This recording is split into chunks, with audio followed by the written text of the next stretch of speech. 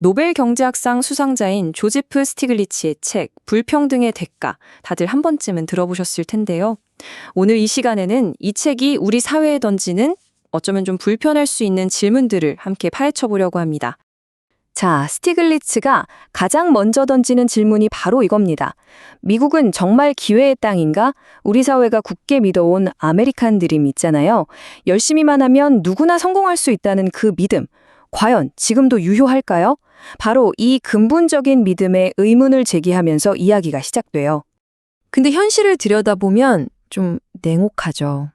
미국 상위 1%가 나라 전체 부의 무려 40%를 가지고 있대요.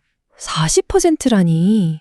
이 숫자 하나만 봐도 우리가 오르려는 기회의 사다리가 얼마나 심하게 기울어져 있는지, 뭐랄까, 직감적으로 와닿지 않으세요?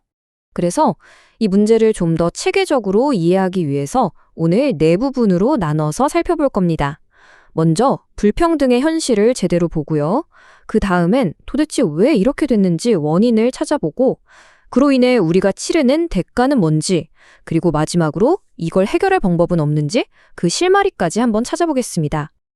자, 그럼 첫 번째 이야기, 사라진 기회의 땅입니다. 아메리칸 드림은 모두에게 열려있다고들 하잖아요. 과연 그게 지금도 사실일까요?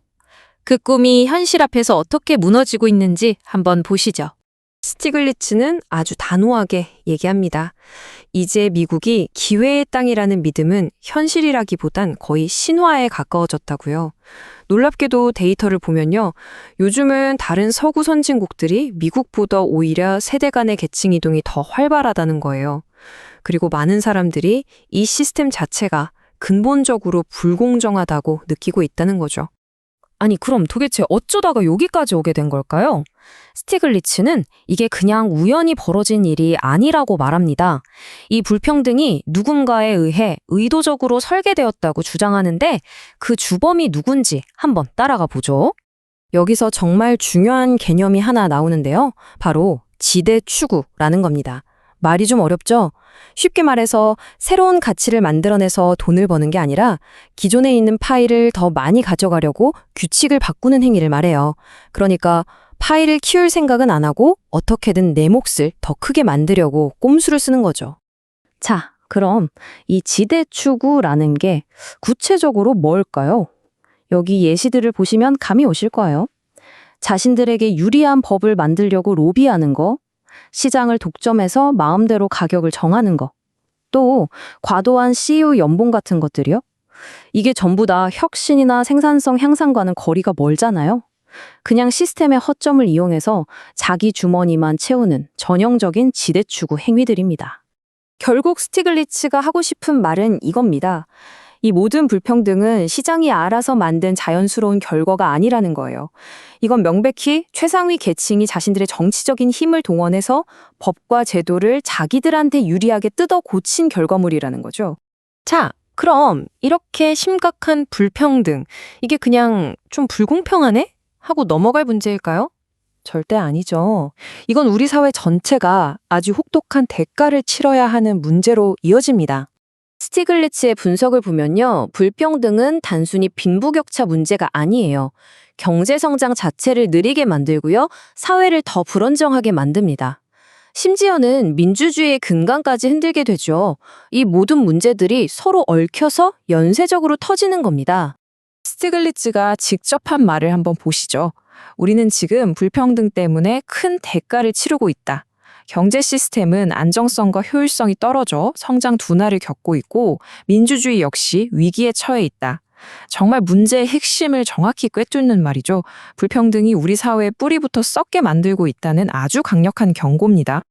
그리고 여기서 그치지 않습니다. 사람들이 이 시스템은 어차피 가진 자들을 위한 거구나 이렇게 생각하기 시작하면 어떻게 될까요? 법을 지키려는 의지나 사법 시스템에 대한 믿음 같은 우리 사회를 지탱하는 아주 기본적인 신뢰마저 무너지게 되는 거죠. 자, 지금까지 좀 암울한 얘기를 했는데요. 만약 이 모든 문제가 우리가 만든 정책 때문이라면 스티글리츠는 희망이 있다고 말합니다. 우리가 다른 선택을 한다면 충분히 해결할 수 있다는 거죠. 네, 바로 이 점을 꼭 기억해야 합니다. 불평등은 무슨 자연재해처럼 피할 수 없는 게 아니라는 거예요. 이건 명백히 우리가 만들고 동의했던 정책과 규칙들이 낳은 결과물이라는 사실. 그 말은 즉, 우리가 규칙을 바꿀 수 있다는 뜻이기도 하죠. 그래서 스티글리츠는 아주 구체적인 개혁 방안을 제시합니다. 첫째, 앞에서 말한 지대 추구를 막아야 하고요. 둘째, 세금 제도를 뜯어 고쳐서 부의 재분배가 이뤄지게 해야 합니다. 그리고 교육 기회를 늘리고 사회 안전망을 강화하는데 더 많이 투자해야 한다고 말하죠. 마지막으로 이 모든 불평등의 주범 중 하나였던 금융 부문에 대한 규제도 강화해야 한다고 주장합니다. 우리가 보통 공정함을 추구하면 효율성은 떨어진다고 생각하잖아요. 둘 다 가질 순 없다고요. 하지만 스티글리츠는 바로 그 통념을 정면으로 반박합니다. 오히려 불평등을 줄이는 것이 장기적으로는 경제를 더 건강하고 더 효율적으로 만든다는 거예요. 정말 중요한 발상의 전환이죠. 자, 여기까지 듣고 나니 이른 질문이 남습니다. 공정한 시장과 효율적인 경제, 우리는 정말 이 두 마리 토끼를 다 잡을 수 있을까요? 그리고 만약 그게 가능하다면 그런 사회를 만들기 위해 우리는 지금 어떤 선택을 해야 할까요?